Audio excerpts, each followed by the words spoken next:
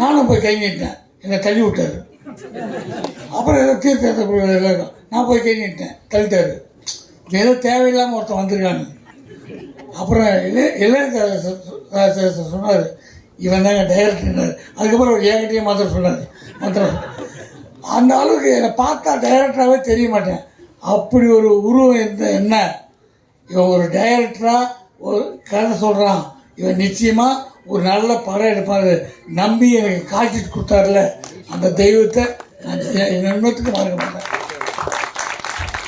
அற்புதமான மனிதர். அந்த உருவத்துக்கும் அந்த குழந்தைக்கும் சம்மந்தம் இருக்காது. அவர் கம்பீரத்துக்கு அவர் குழந்தை மாதிரி பேசுவார்.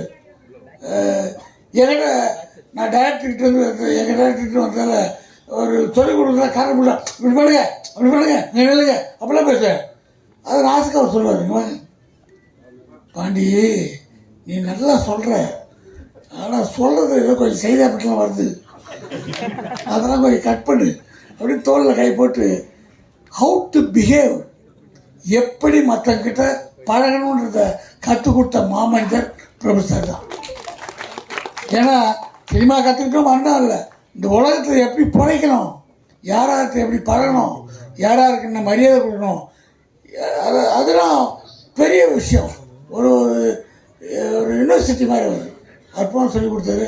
அவர் வச்சு நான் அந்த படம் பண்ணும்போது அதில் ஒரு டூயட்டு ஆலாஸ்து மலியே மலியன்னு, அதில் சரணத்துக்கு எங்கிட்ட ஃபிலிம் பத்தலை, அப்போ ரொம்ப நெருக்கடி.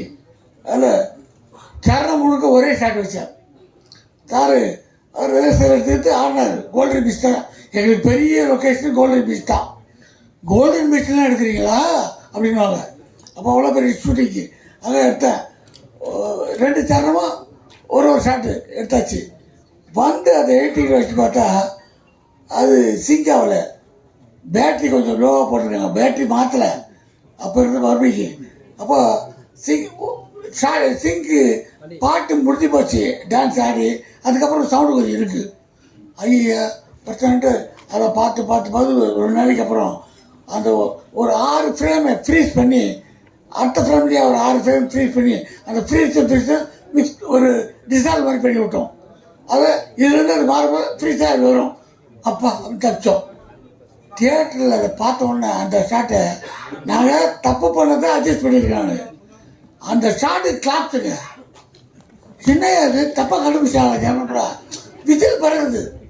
என்னென்னா போன சரணத்துலேருந்து அடுத்து பழைய மாறும்போது பிரபு சார் காஸ்டியூம் சேஞ்சு வேறு ஷர்ட்டில் வராது.